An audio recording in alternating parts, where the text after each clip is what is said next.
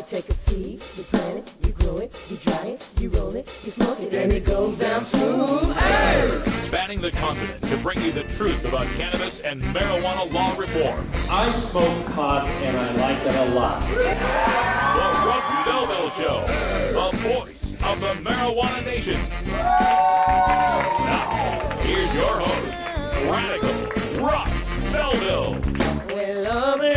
Good day, tokers and tokettes and non-toking lovers of liberty. It is Thursday, December 18th, 2014, and it's got to be 420 somewhere in the world. Thank you so much for being with us. And we'd like to welcome on a new member of the 420 Radio sponsorship family, Vapes.buzz. That's right, our first .buzz domain finally purchased. And Vapes.buzz, we'll get you more information on them in the coming weeks. But check them out for all of your vape needs. Vapes.buzz, B-U-Z-Z. All right, on today's show, all sorts of great stuff to bring to you in the cannabis community. And, of course, it's a Thursday, and every other Thursday, we visit with members of Law Enforcement Against Prohibition in our Cops Say Legalized Drugs segment. Today, we've got Laurence joining us. Very interesting fellow. Been a guest on the show a couple of times already. He's a former deputy sheriff with a law degree down there in, I guess he still has his badge, so I guess he's not so much former. But he's got a law degree. He's down in San Diego, California. Once infiltrated and worked with the biker task forces down there in San Diego. So we'll have an interesting conversation with Leo about the drug war and police in general. There's a lot of talk about policing in this country between the militarization and the threats to some communities that they feel from the police. So we'll talk to him, get his opinions on that. Also on the show today, we are going to take a look at the persecution of Angela Brown. She is the Minnesota mom who is treating her son's traumatic brain injury with cannabis oil. Everything she's doing will be perfectly legal under Minnesota's medical marijuana law, but for some reason the county prosecutors still want to go after her. A good friend of the show and one of our dedicated listeners, Michael Hughes, is an attorney from Bend, Oregon, goes by Speed Limit in our chat room, and there's a few quotes from him in the media as well. We'll cover that in Behind the Headlines. Also on the show today, we're going to go into the drug war data mines and take a look at some research done by the good folks at O'Shaughnessy's, the leading periodical for medical cannabis. They did a review of 19 selected vapor pen refill cartridges from dispensaries in Southern and Northern California. And we're going to get the reviews on those vapor pen cartridges, including what's the best bang for the buck. Will we be paying the least amount per milliliter of THC? So we'll check that out in our drug war data mining. We will also be bringing you a look at the laws in Washington State, I-502, and what are the restrictions on advertising for pot shops? Well, you're going to find out now that it's more restrictive than pornography. You actually have more freedom advertising a strip club in Washington State than you would a pot shop. So we'll talk about that in the Radical Rant. It's legal now. Can we stop treating it like it's evil? But all that begins with our 420 Radio News. And in the headlines today, Nebraska and Oklahoma are suing Colorado over legalization. Michigan's legislative session ends today with the last chance for edibles and dispensaries. New Yorkers are going to have to wait till 2016 to get their medical marijuana. Research from Italy shows how a fungus might be similar to marijuana, and researchers looking for volunteers in Indiana to scan their brains and determine if pot has turned them into fried eggs. All of that plus Hour 2 Toker Talk Radio coming up at 4 o'clock, and our daily Toker tunes for Groovin' Thursday featuring Chuck Diesel. We'll bring that to you at 4:20 Pacific time. All right, we're going to take a break. We're back in less than 90 seconds with the 420 Radio News. Stick around.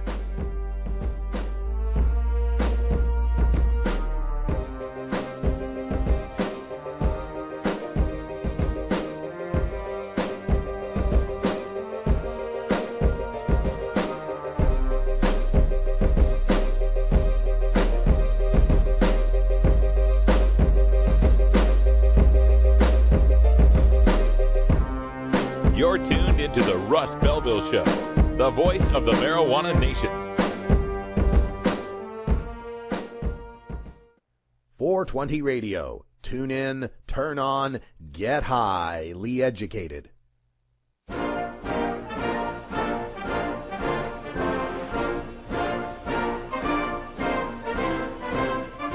5 of the last 9 major party candidates to run for president, 3 of the last 9 vice presidential candidates, and the last 3 two-term presidents have all smoked pot.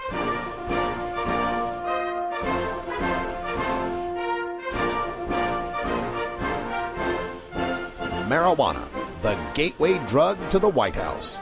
This is the Russ Belville Show.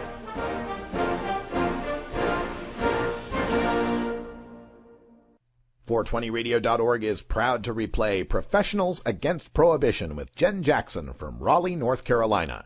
Meet today's most interesting activists in drug law reform and find out what creative means are being used to heighten public awareness of the need for drug law reform. Catch the replays Thursday at 10 Pacific on 420radio.org.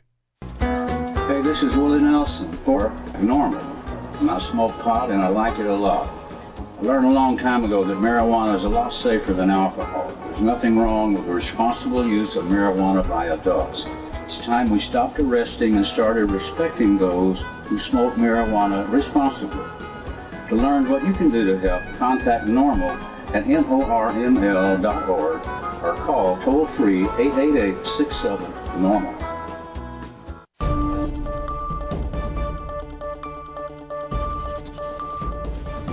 It's time for the 420 Radio News, covering the latest headlines in consumer cannabis, medical marijuana, and industrial hemp.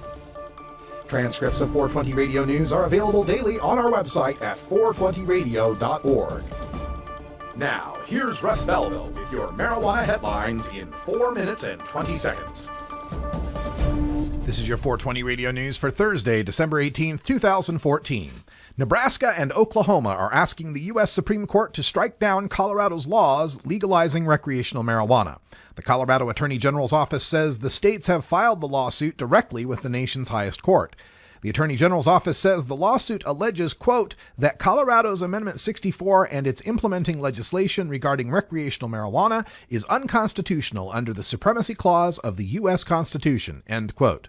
Colorado Attorney General John Suthers said in a statement that he will defend the state's legalization of marijuana.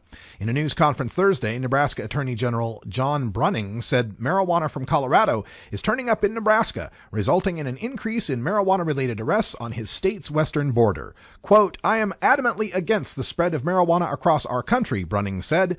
Nebraska taxpayers have to bear the cost. We can't afford to divert resources to deal with Colorado's problem.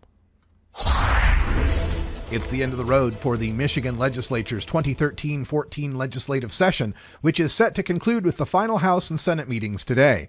Any bills not approved by the end of the day, or perhaps the wee hours of Friday morning, will end up on the ash heaps of history, or they'll be resurrected next year.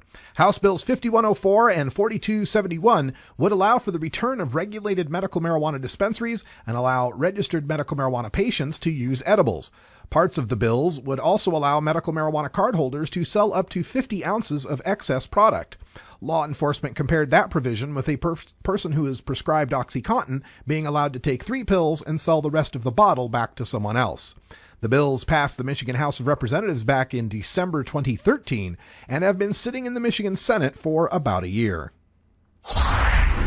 New Yorkers seeking legal medical marijuana will have to wait at least another year to get it, state officials said today. State officials said they cannot allow patients to get the drug from other states before New York's medical marijuana program begins operating in January 2016. Compassionate Care New York, an advocacy group, says some severely ill patients cannot wait that long. It has been asking state officials to give them access to the drug on an emergency basis before the state's medical marijuana program is operating. Alfonso David, the state's deputy secretary for civil rights, said advocacy groups wanted the state to bring in medical marijuana from other states immediately. Quote, we determined as a matter of law we could not do that, end quote, he said. New York legalized medical marijuana in June and released proposed regulations for the medical marijuana program today. State officials say they expect the regulations to be approved in February. Mauro Maccarone of the Campus Biomedico University of Rome, Italy, and colleagues have revealed that black truffles, the gourmet fungus hunted for with pigs, produce anandamide. That's the compound that triggers the release of mood-enhancing chemicals in the human brain and does so using the same biological mechanism as tetrahydrocannabinol, THC, the chemical responsible for producing the mind-bending effects of marijuana. The researchers were intrigued when their tests revealed the truffles had the means to make anandamide and contained the chemical, but did not have the receptors to which it binds, and that would allow it to trigger effects. Macaron believes truffles use it to attract animals to eat their fruiting bodies, so their spores are spread more widely and they have a better chance of reproducing. Truffles rely on being unearthed and eaten by animals so that their spores are spread in their dung. Researchers at Indiana University in Bloomington are recruiting current and former marijuana users to participate in a study in which their brains will be analyzed for changes in structure and function. The study, funded by a $275,000 grant from the National Institutes of Health, is taking place as marijuana is gaining more acceptance in some parts of the country. The IU researchers, who will use magnetic resonance imaging or MRI techniques to conduct the study, are recruiting 90 people ages 18 to 35 to participate in their research. Along with current and past users of marijuana, the study, which is one of the first of its type, will include people who've never used the drug. Study participants will undergo a series of brain scans so that the research team can do connectivity analysis. Prior to brain scanning, participants will undergo tests of perception, thinking, and memory, and take a questionnaire about problems they may be having, such as strange hallucinations. This has been your 420 Radio News for Thursday, December 18th, 2014. I'm Russ Belville.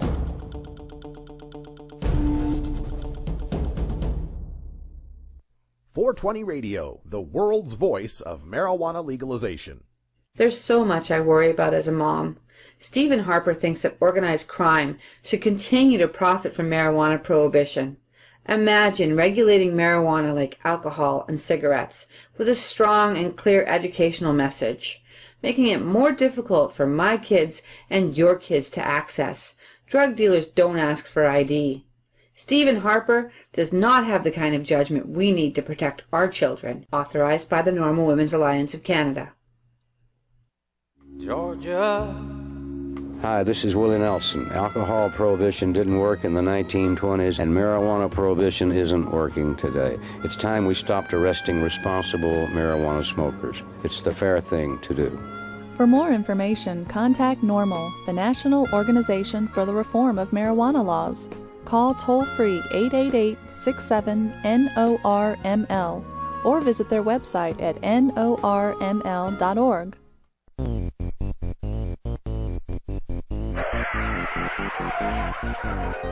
What's to keep somebody from getting all potted up on weed and then getting behind the wheel? The Russ Belville Show reminds you to never smoke and drive impaired. Hang out for a while. Share.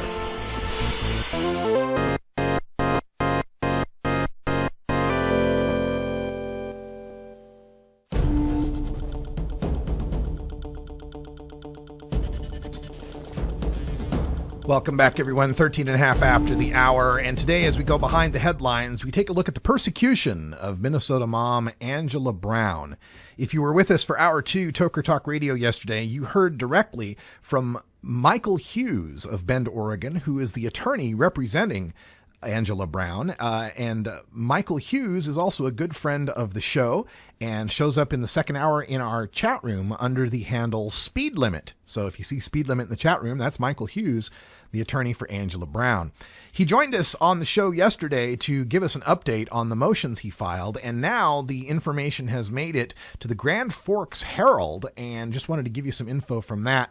If you're looking at our webcam, you can see Angela on the far right, as well as her husband David in the middle, and her 15-year-old son Trey on the left. And Angela, the mom, is treating Trey, the son, for a traumatic brain injury. Sorry, too many things going on. A traumatic brain injury he suffered when he was hit with a baseball a few years ago, 2 or 3 years ago. And because of this, she is now facing prosecution. So Michael Hughes filed motions in the district court to dismiss the charges against her, which include child endangerment because she gave CBD oil to her brain-injured 15-year-old.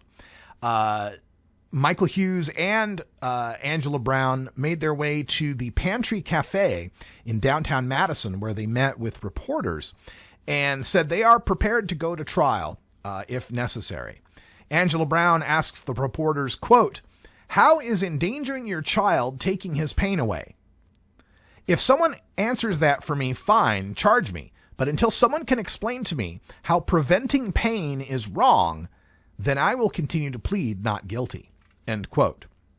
Now, the county she lives in has filed 2 gross misdemeanor charges of endangering a child, permitting a child to be present when possessing a controlled substance, and contributing to the need for child protective services. And here's the ironic reason why this happened. The boy had been hit. The 15-year-old kid had been hit. What was this? 2011, was it? 2000. I lost the date, but the April of 2011, he was hit by a baseball, and he, of course, suffered from his injury and was having problems in school. And so she went to Colorado to get cannabis oil, and she brought the cannabis oil back and was using it in Minnesota to treat her son. So her son starts doing better, right? I mean, previously, he was having such great pain that he was self-harming, right? He'd be curled in a fetal position, he broke his nose, he broke his clavicle, and had suicidal ideation. The mom says, quote, "He flat out said, 'I don't want to live, I can't deal with this pain anymore,' end quote." And the mom had tried 19 different prescriptions on the boy. 19 different prescriptions to no avail. 4 months of horrific suffering that he had from some of the prescribed medications. And then goes and finds that a drop or 2 of cannabis oil takes care of the kid's pain. He's laughing, he's enjoying life, and of course his concentration improves because he's not in severe pain, and he starts doing better in school. So the school people wanted to know what was going on. What had changed? Why had Trey Brown gotten such improvement in his life? And so she explained, well, I've been giving him cannabis oil. And that's what led them to call Child Protective Services, and that's what has led to the child endangerment charges against this woman. Now, the other part that makes this so disgusting is that, number one, and Michael Hughes pointed this out and told us yesterday about this. Number one, for a child endangerment charge, the reason that's usually brought about when there's a parent caught with weed or drugs of any kind is because of the inherent violence that you find in a prohibited market, right? Drug dealers carry guns, and sometimes bad things go down. And if you have your kids around that, well, then you're a bad parent, right? That's the theory behind this. But what she had was a non-intoxicating cannabis oil. There's no way it would be involved in any drug deal going bad, and wouldn't get anybody high, and was such a small amount, it doesn't even really match what the sentencing guidelines are for child endangerment in this case, or prosecution guidelines. And to make this worse, Minnesota passed a medical marijuana law that goes into effect in July of 2015. And this medical marijuana law includes traumatic brain injury as something you can get the medical marijuana for. And the medical marijuana law makes that exact cannabis oil that she got from Colorado, makes it perfectly legal. So in about 8 months, what she's been doing is going to be legal anyway. And yet this county wants to move forward with this. Michael Hughes told the court, quote, "In my opinion, it is science fiction to claim cannabis has no medical use in the United States," end quote. And he pointed out that there are 33 states that allow some sort of medical use. Now, the assistant county attorney, Rebecca Trapp, didn't challenge his motions. He filed a couple of motions to dismiss and told the judge she would file her written responses to the defense. Her responses are due January 2nd. And then Michael Hughes will be able to respond to them by January 9th. And then the court has 90 days to rule on whether or not it gets dismissed. So Angela Brown will be hanging out in limbo worried about whether or not she's going to get prosecuted for treating her son with CBD oil for the next 3 months. In the meantime, she's thinking about moving to Colorado so she can treat her kid with cannabis there.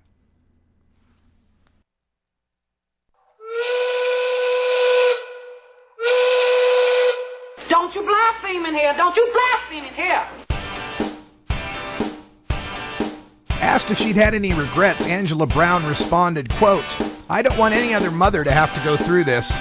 That's why I'm putting myself out there, because this is not me. This is absolutely not me in front of all these cameras, having all these people converge into my life. But if it helps one more person, isn't it worth it?" End quote. Angela Brown, Michael Hughes, my heroes for the week. You can get 420 Radio on the go with our Shoutcast stream for all internet-enabled media players. Go to rad-r.us/420shout or just click the Shoutcast icon below the live radio feed at 420radio.org. Get.buzz.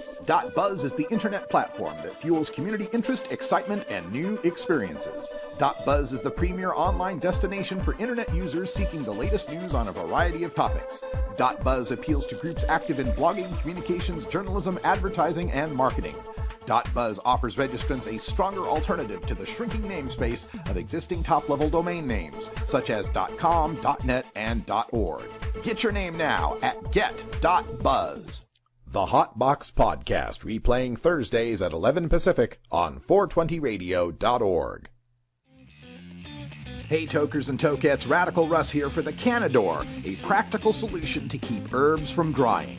The Canador is the perfect airtight storage system for your fine herbs, from the half-inch thick walnut and cherry wood construction, clear-top perforated jars for storage, and the humidity bead system that keeps your herbs at a perfect 65% relative humidity.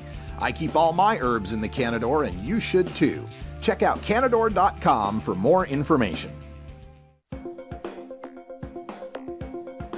Arguing for the end of adult marijuana prohibition is easy because we have facts, science, reason, compassion, evidence, truth, and logic on our side. It is even easier when researchers catalog it all for us. Learn how to gather the facts on marijuana use, arrests, seizures, rehabs, drug tests, and more in this edition of Drug War Data Mining.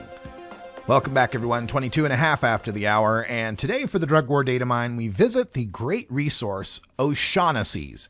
And O'Shaughnessy's is found in a lot of dispensaries and pot shops around the West Coast, I know for sure, and probably on the East Coast as well.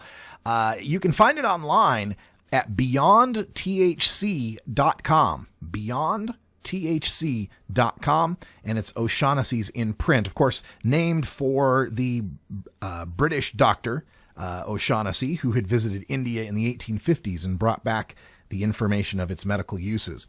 And today we're going to take a look at a study they did called All Vape Pen Oils Are Not Created Equal, a quick and easy user's guide to pre-fill cartridges by Melinda Misuraka and Michael Hayes. And this couldn't come at a better time because vaporization, especially in the legal states, is becoming more and more popular for its ease of use, its convenience, its cleanliness, its surreptitiousness. They're easily hidden. They don't make a stink. A lot of people are turning to vapor pens. And so there are a lot of manufacturers of refill cartridges. Now, if you don't know, most of the vapor pens consist of a battery that is then, and I got one here as an example, that you usually plug in. It's like USB charger here. And then you unscrew this, and what gets screwed onto the top there is a vape cartridge, some cartridge that's going to have the cannabis oils in it. Now, vape, of course, is the Oxford Dictionary word of the year.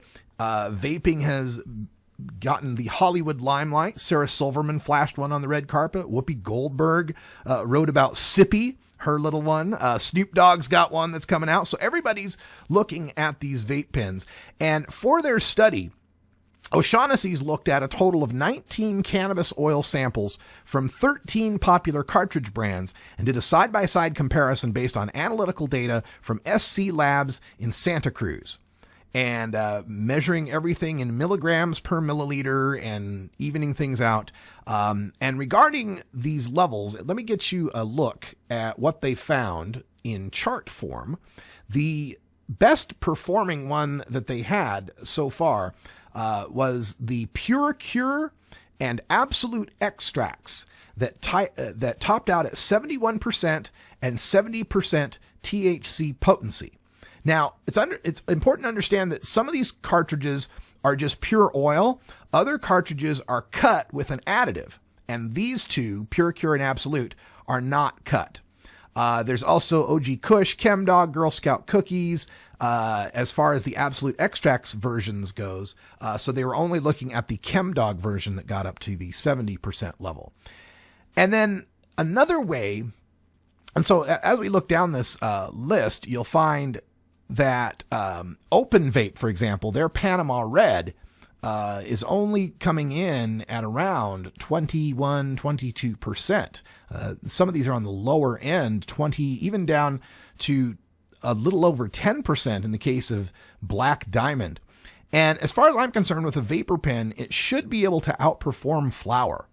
I mean, we are talking about concentrate here, and a lot of folks now can get flour in the 20% range. So as far as vapor pens go, I would prefer something that's a little stronger.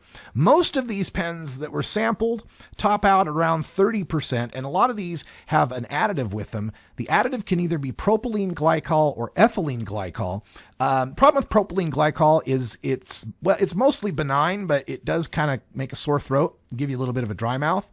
Watch out for the ones and ask about them if they're using ethylene glycol, because that's unhealthy. That's something that you'd find in antifreeze. So make sure you're checking for that. Now, another variable to be looked at here is the fact that these different vapor pen cartridges can come in different amounts. That is, they can come in a 1 gram or a 500 milligram and so forth. So they took that information and did a cross comparison of what you were getting bang for the buck wise. And as you look at this, you can see they've color coded the chart. Blue would be the excellent price values. Yellow are good price values. Green are fair price values. Pink are poor price values. And as you can see, the THC rating is listed, but not necessarily does something have to have high THC to be a good value. Because depending on the size of the cartridge you're getting, 1,000 milligrams or 500 milligrams, or 750 in the case of liquid platinum, and comparative to what the cost is of that cartridge, you can then figure out what is the price per milligram of THC. So the best cartridges are coming up from a dime to 13 cents per milligram of THC. For instance, if you got that Pure Cure, the one that topped out at 71 or 71.72%, almost 72%, it's a half gram cartridge costing $40. So that works out to paying $11 cents per milligram of THC that you're getting. Compare that with something like Open Vape's Panama Red Sativa. While it comes in at a 25.29% THC in a half gram cartridge, it costs $30 and works out to 24 cents per milligram of THC. So over twice the cost of what you'd get with the Pure Cure. But even something with a low THC like the Liquid Platinum Blueberry at 17%, costing $32 for a cartridge, you're getting a 1 gram cartridge and therefore better bang for the buck. You can get 420 Radio on the go with the TuneIn Radio app for all mobile platforms. Go to rad-r.us/420tunein or just click the TuneIn Radio icon below the live radio feed on 420radio.org. The law offices of Omar Figueroa would like to remind you to stand up for your rights. If you are detained or arrested, treat law enforcement with respect and stand up for your rights by repeating, "I respectfully invoke all of my legal and constitutional rights. I do not consent to any search and seizure. I want to remain silent, and I want to speak with my attorney." Please contact the law offices of Omar Figueroa at 415-489-0420 or 707-829-0215 or on the web at omarfigueroa.com. Tokers, there's no good reason to get your dog stoned. While it might not harm them physically, imagine being a dog who already begs for treats all day, and then imagine that dog having the munchies. Not cool. Are you a hypocrite? If you live a closeted cannabis lifestyle, you are. Read about 7 people living a closeted cannabis lifestyle who are on the verge of coming out in The Hypocrites by Mara K. Eaton. Available at areyouahypocrite.net. You can purchase the book on Amazon and Barnes & Noble, also available on iTunes. Check out Mara K. Eaton on Facebook as well. Learn more at areyouahypocrite.net.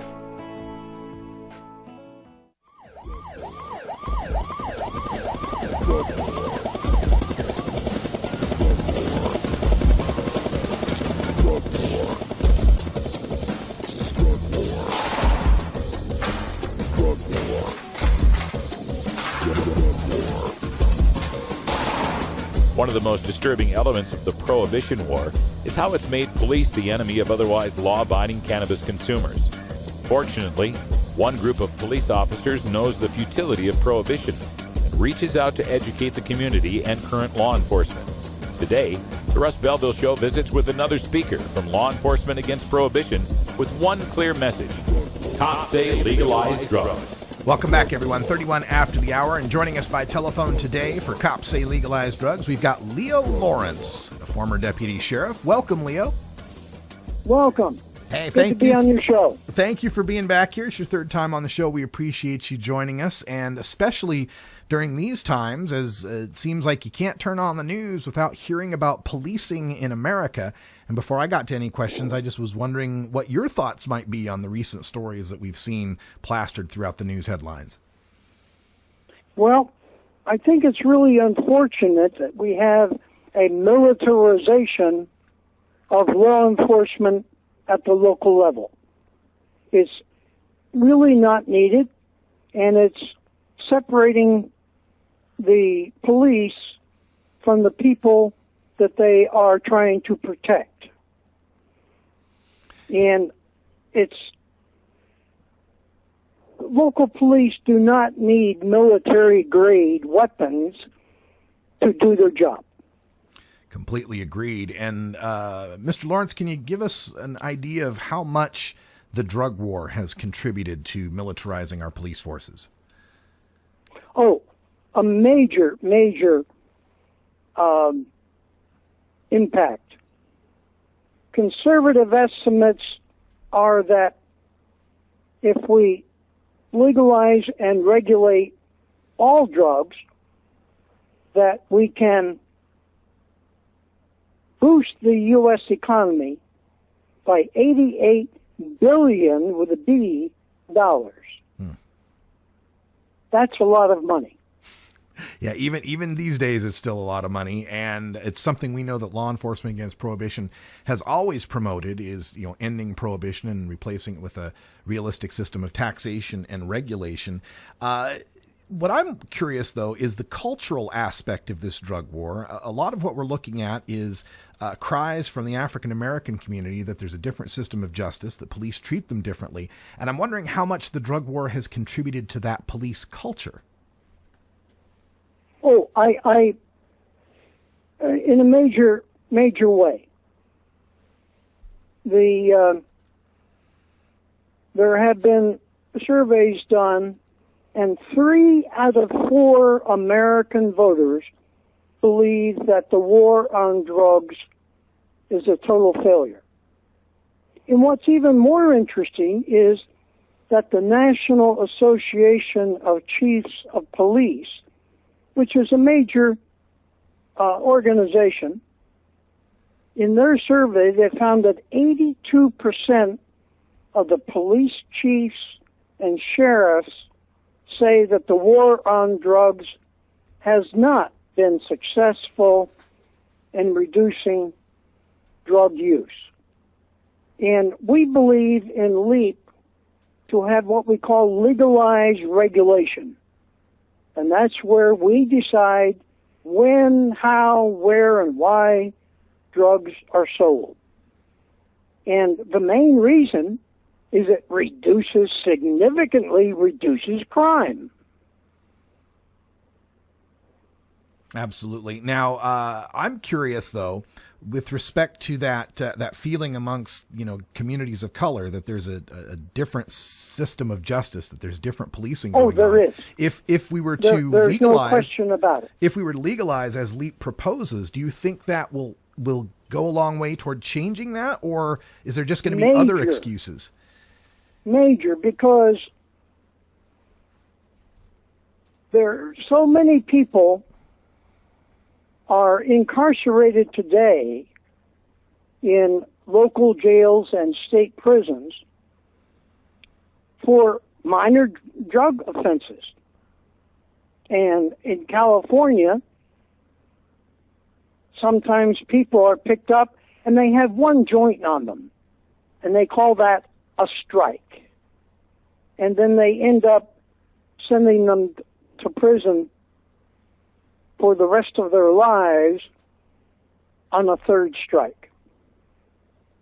And I really believe that if we had legalized regulation, and this would be important especially in minority communities where drug use is unfortunately rather high. That's where we would decide when, where, and how, and why all drugs are sold. And we already know from what they have done in Europe that that will significantly reduce crime. However, the senior law enforcement people, many police chiefs and sheriffs, get a significant amount of their budget for this so-called war on drugs. So they're opposed, many of them are opposed to abolishing the war on drugs. Exactly. We're speaking with Leo Laurence. He's a former deputy sheriff with Law Enforcement Against Prohibition. And let's look at it. Let's look at things on the other side of the badge now. In the police culture, oftentimes when we're looking at the citizens, there's especially when we talk about gangs or criminal enterprises, there's the saying, snitches get stitches. This idea that you shouldn't snitch on each other. And the law enforcement, says that's one of the troublesome parts of trying to do policing, is that people won't cooperate with the police because of this attitude. And yet when we have these high profile actions of police against citizens, like the Michael Brown case or Tamir Rice, police are quick to rally and circle the wagons and protect their own, rather than, calling out those cops that are making them look bad. How much of the drug war causes that sort of mindset, that thin blue line, that code of silence that exists within police departments? Yes, and that is one of the problems that we have in combating the militarization of law enforcement. Many law enforcement officers are former military, so they're accustomed to a military culture. But when you're wearing a badge and you're on patrol, you're not in the military. And the people on the street are not the enemy. But there are too many people, too many officers who believe that they are. That, especially minority people.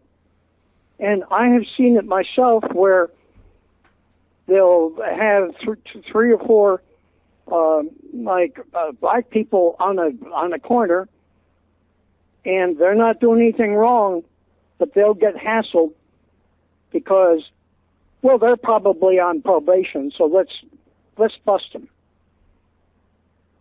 Right. So it's to change the police culture is going to take a major effort, and I'm delighted to see that the Department of Justice is beginning to look at that.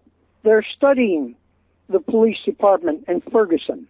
They're beginning to look and say, wait a minute, there's something really seriously wrong here.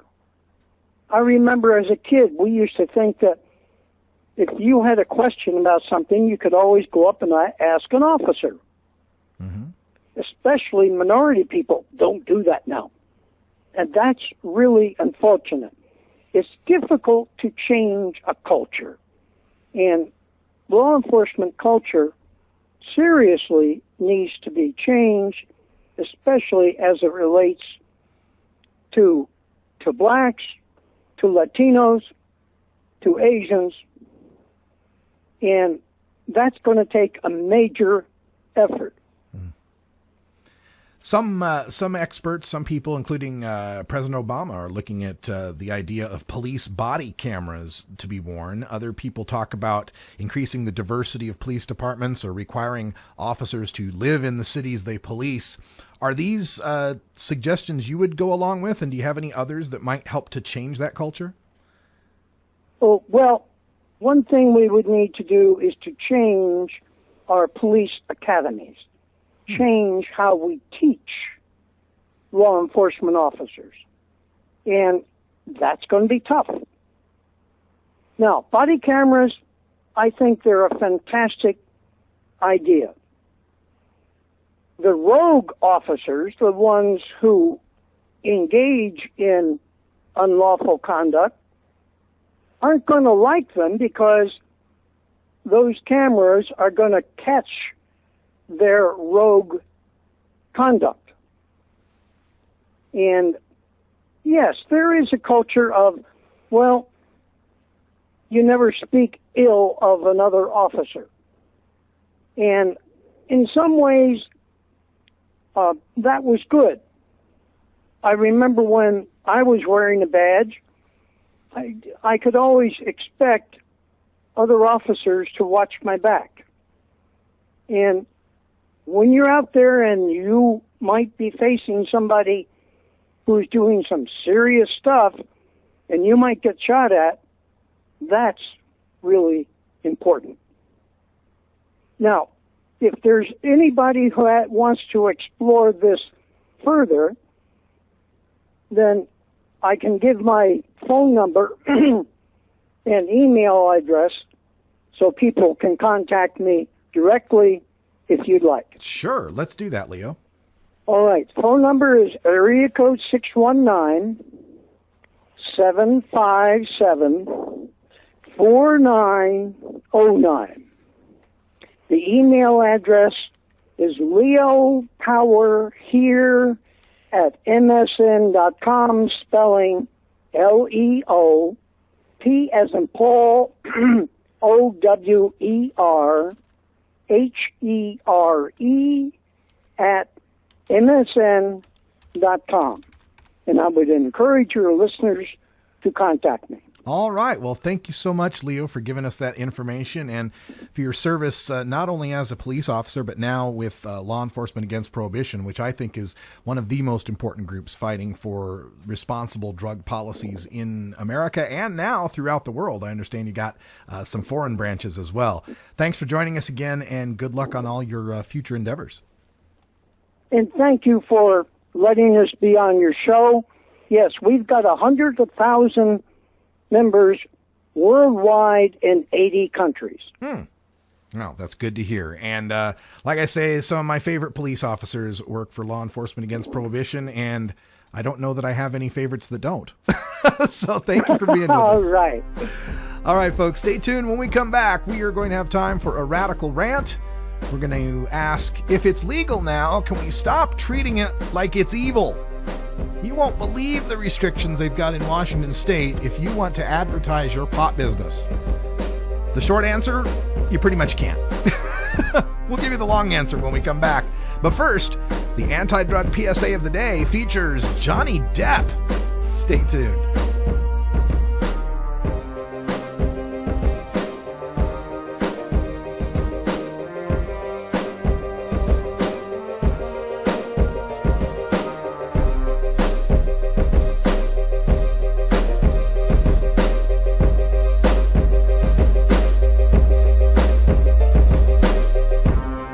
You're tuned into the Russ Belville Show, the voice of the marijuana nation. You can get 420 Radio on the go with the Ustream video app for Android and iPhone. Go to rad-r.us/420Ustream or just click the Ustream app icon for Android or iPhone below the live radio feed at 420radio.org.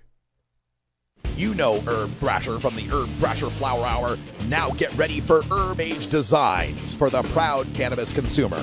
Herb Age Designs, lifestyle gear for the 420 friendly. Herb Age Designs, we've got frisbee golf discs and durable hemp gear. Herb Age Designs, we've got shot glasses, drinking glasses, coffee mugs, and beer cozies. Check us out on Facebook and online at herbagedesigns.com. And follow Herb Age and Herb Thrasher on Twitter.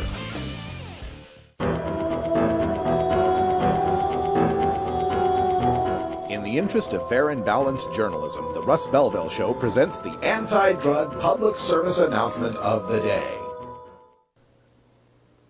Hi, I'm Johnny Depp of 21 Jump Street. I don't know a whole lot about AIDS, but I want to introduce you to a couple of guys who do. Dr. Robert Wyndham, the Assistant Secretary for Health, and the Surgeon General of the United States, Dr. C. Everett Koop. There are a number of ways to catch AIDS. Casual contact is not one of them, but sexual contact is. If you are not going to abstain or not going to maintain a faithfully monogamous relationship, you can reduce the chance of contracting AIDS if you use a condom. But remember, they may not be 100% effective. And people with AIDS need a helping hand. Reading, running errands, the little everyday things that we take for granted become almost impossible to do. Listen, AIDS is very serious and very dangerous. Get involved in your community. Learn all you can. Call 1-800-342-AIDS. Thank you. This has been the anti-drug public service announcement of the day.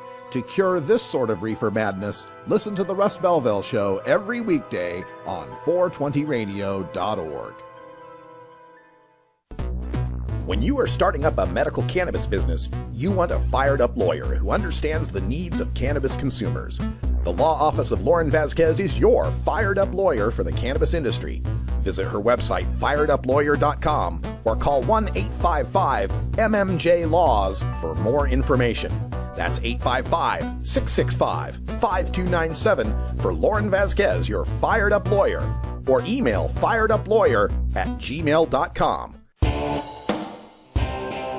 You can't handle the truth. Entirely legitimate topic for debate. You have offended my family. Hey, this is great, man. And you have offended a Shaolin temple. One major responsibility is to encourage people to use less drugs. I know nothing. I support a change in law to end federal criminal penalties for possession of up to 1 ounce of marijuana. We don't need no stinking budget. Homosexuality, immorality in general. Down the centuries, you have slurred the meaning of the words we, the people. Be warned, this is not your mother's marijuana. You could ask yourself a question. Do I feel lucky? Well, do you, punk? I want to ask you a bunch of questions. I want to have them answered immediately. Surely you can't be serious. I am serious. And don't call me Shirley. Radical Rant. Welcome back, everyone. 48 after the hour, and today we're just going to continue on with a theme that I've been talking about for the past few days, and that is, now that marijuana is legal, can we, start to treat it like it's a legal substance? That it's okay for adults to be able to use it? I mean, it's just ridiculous how this is continuing to be treated, especially in states that have had medical marijuana for years now. It doesn't make a lot of sense to me, but in the there's a quote that I was trying to find here. I don't know if I'll be able to find it, but it was the new head. I guess we're going to call him the Oregon Pot Czar.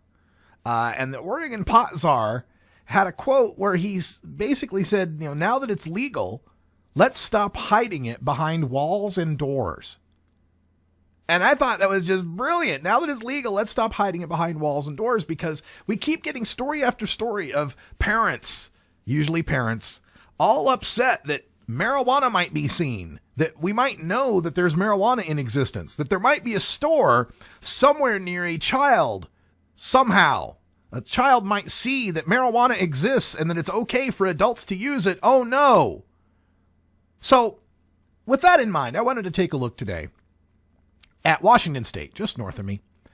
And I'm taking a look right now at the liq.wa.washington.gov website. liq.wa.gov. In fact, I'll paste this in the chat room just in case you want to follow along, because I know how much y'all love to do that. These are their frequently asked questions about I-502 advertising. What is allowed to be advertised? You're an owner of a pot shop. You want to open up a legal pot shop selling a legal product to adults 21 and older. Here are some of the rules you have to abide by. Number 1, you only get one sign outside your store. A sign. The sign is limited to 1,600 square inches. So what, 40 inches by 20 inches? Or is that, no, 80 by 20 or 40 by 40, right? So think about a yard. A yard's 36 inches, right? So if you think about a meter, so about a meter square is as big as your sign can be. If it's going to be, it can be outside the business, on the wall. It can be hanging in the windows, limited to a meter square. It may have the licensee's business name or trade name on it. That's it. Russ's Pot Shop. That's it. That's all it can say.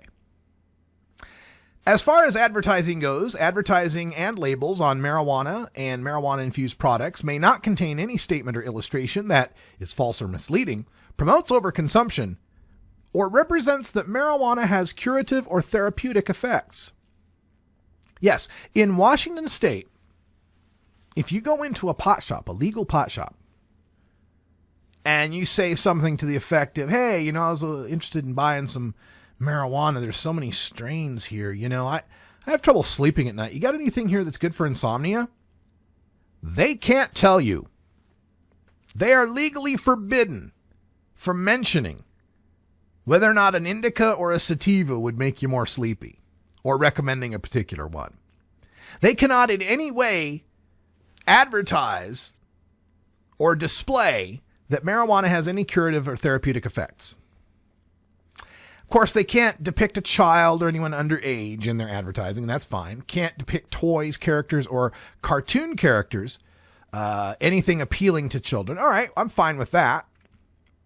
But then, of course, you also cannot advertise, place an advertisement that contains any advertisement for marijuana or marijuana-infused products through any medium whatsoever within 1,000 feet of the perimeter of a school grounds, playground, recreation center or facility, child care center, public park, library, or game arcade, in a public transit vehicle or public transit shelter, or publicly owned or operated property.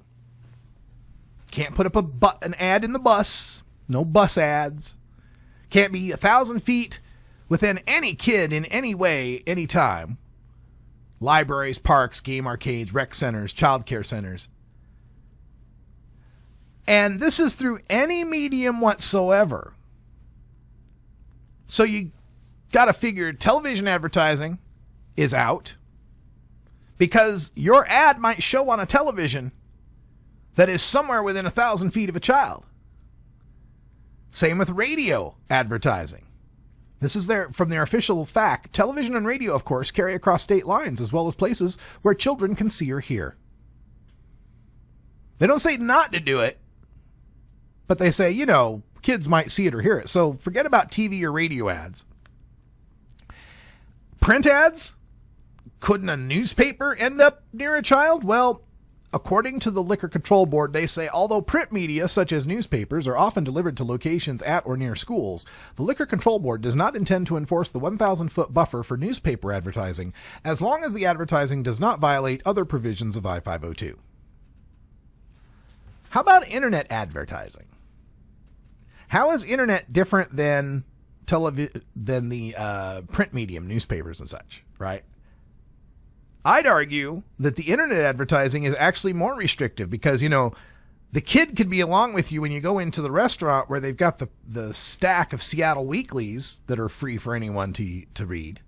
Kid might be able to get to that, but to get to the internet website, well, it depends. Are they going to your website where they have to say they're 21 and older, or are you advertising on just Google AdWords? So, yeah, not only are you limited in where you can advertise, but you really can't advertise. You can't say what the pot does. How about your company vehicle? Could you put the name of your pot shop on your company vehicle? Nope. A mobile vinyl-wrapped vehicle could easily violate law which prohibits licensees from placing advertising within 1,000 feet of any of the restricted areas set forth in I-502.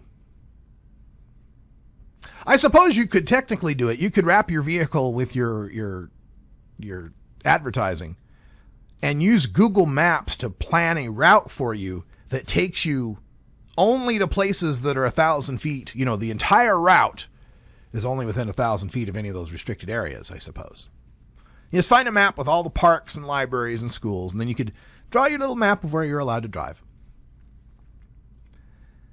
So these are the restrictions that we're putting on pot shops that are nowhere near as restrictive, that are much more restrictive, I should say, than how we would restrict a strip club. I see ads for strip clubs and see ads for sex talk lines on the TV. Yeah, usually they're later at night. When you drive by a strip club, it usually has lots of signage on it. So yeah, apparently pornography doesn't have as much restrictions as pot. Other things that are banned. Giveaways, coupons, and distribution of branded merchandise. You can't have Russ's Pot Shop t-shirts for sale. You can't have Russ's Pot Shop glasses. Now, you can have nug jars because that's a container and that's paraphernalia. You're allowed to sell paraphernalia. So you could have Russ's Pot Shop pipes and Russ's Pot Shop bongs and Russ's Pot Shop lighters, maybe. You know, paraphernalia, something you use to use the marijuana. But no t-shirts. Can't sell stickers. No hats. Now you can have a separate business that sells t-shirts, stickers, and hats of Russ's Pot Shop. But Russ's Pot Shop can't sell them. The Russ's Pot Shop store can, but not Russ's Pot Shop. Here's some other stuff. All advertising has to have the following 4 warnings. This product has intoxicating effects and may be habit forming. Marijuana can impair concentration, coordination, and judgment. Do not operate a vehicle or machinery under the influence of this drug. There may be health risks associated with consumption of this product, and for use only by adults 21 and older. Keep out of the reach of children. All right, now on one hand, you might say, well, look, there's a label on a beer that says, you know, pregnant women shouldn't drink it. And there's a label on cigarette pack. Has warnings on it. So warnings on pot stuff, maybe that's no big deal. They've got, can I use models, costume characters, and sign twirlers? Yes, but costume characters can't be cartoons that would appeal to children. What else do we got in here? Advertising restrictions. Inserts cannot include coupons. You're not allowed to coupon. You can't advertise at community college or university publications due to a significant portion of that demographic being under the age of 21. So if you're trying to hire young college-age people, you can't advertise in the school newspaper. Can't do that because there's too many freshmen that are 18 years old or something. You can't have delivery trucks with your brand name on it because, again, it might drive near a school at some point. You can't sell wellness products. Like you couldn't sell ginkgo biloba as well. The only things you're allowed to sell is marijuana and paraphernalia. And that does not include blenders or extractors. You couldn't buy a magical butter machine in a dispensary in a pot shop in Washington because that does not fall under the definition of paraphernalia. So these are all these ridiculous restrictions. Can your window have a marijuana leaf on it? No, because you're only allowed to have a 1 meter square sign, 1,600 square inch sign, and displaying a marijuana leaf would count as usable marijuana. So you can't put pot leaves on your outside paint. For example, painting a leaf, pipe, etc. on the building would be a violation. So some people are trying to paint their building to advertise. Can't do that. Can the front area display an image of a flowering plant or the graphic of the chemical composition of the plant? No. Can a retailer use the window front area to announce an adult-only event or sponsored charity? No. Can a retailer use the front area to design an appealing message in graphic design or a company tagline? No. 1,600-inch square sign, that's it. This is the Russ Belville Show. The Russ Belville Show is blogging and podcasting daily at radicalruss.com. That's all the time we got for Hour 1, but stay tuned for Hour 2. We'll talk more about these advertising restrictions in Toker Talk Radio. For everyone here at 420 Radio, I'm Radical Russ. Until next time, take care of each other, Tokers. Until you see you're ready to grow.